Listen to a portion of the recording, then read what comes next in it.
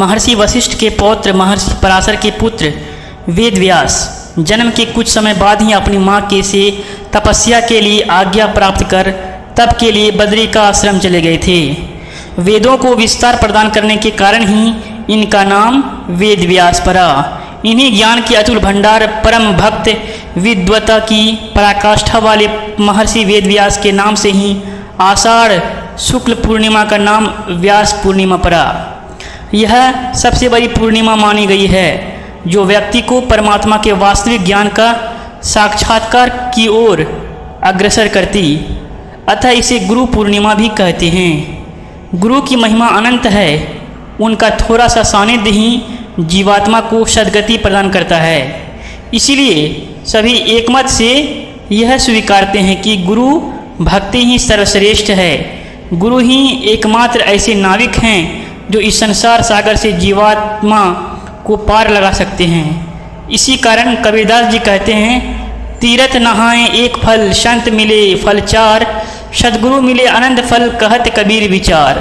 गुरु की महिमा का गान करते हुए भगवान शिव ने स्वयं गुरु गीता गाई, जिसमें शिव पार्वती जी का संवाद है। और भगवान शिव ने गुरु के बारे में स्वयं कहा है, ध्यान मूलम गुरुर मूर्ति, पूजा मूलम गुरु पदम, मंत्र मूलम गुरुर वाक्यम, मोक्ष मूलम गुरु कृपा। अर्थात गुरुदेव की भावमयी मूर्ति ध्यान का मूल है, उनकी चरण कमल पूजा का मूल है, उनके द्वारा कहे गए वाक्य मूल मंत्र है, उनकी कृपा ही मोक्ष का मूल है।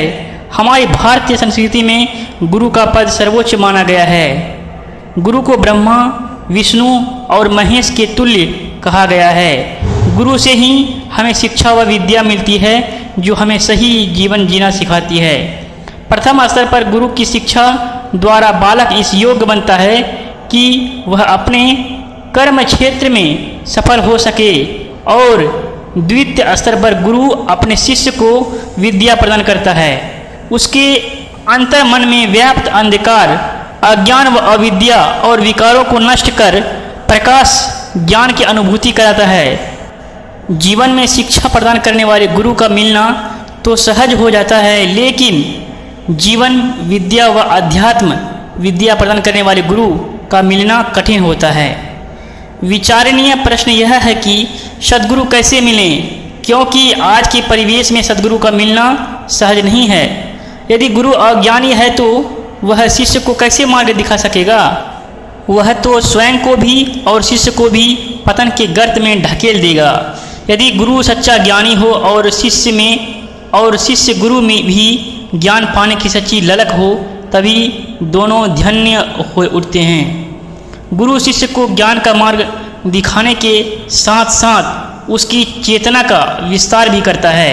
गुरु वह सेतु है जिस पर चलकर शिष्य परमात्मा तक पहुंच जाता है, अपनी चेतना के सर्वोच्च शिखर पर आरूढ़ होता है। अन्यथा इस संसार की मृग तृष्णा में ही भटकता रह जाता है। इसी कारण सूफी महाकवि जायसी का कहना है कि इस संसार में गुरु के बगैर कोई भी उस पर ब्रह्म को प्राप्त नहीं कर सकता है। गुरु व शिष्य का संबंध कभी भी सांसारिक नहीं होता, बल्कि वह पूर्ण रूपेण आत्मिक व आध्यात्मिक होता है। सांसारिक संबंध वह है जो शरीर व मन के राग द्वेष तक सीमित रहता है, जबकि आत्मिक व आध्यात्मिक संबंध वह है जो शरीर व मन के परिष्कार के साथ ही आत्मा की उन्नति, प्रगति व मुक्ति से भी संबंधित होता है। इस आध्यात्मिक संबंध के लिए गुरु व शिष्य की निकटता अधिक मायने नहीं रखती। केवल सद्गुरु का थोड़ा सा सानिध्य सत्संग से ही शिष्य के जीवन को आमूलचूल परिवर्तित करने की क्षमता रखता है। गुरु द्वारा भेजे जाने वाले संकेत शिष्य के जीवन मार्ग को प्रशस्त करते हैं, और गुरु द्वारा प्रदत्त संरक्षण व ऊर्जा शिष्य के जीवन को संरक्षित व पोषित करते हैं।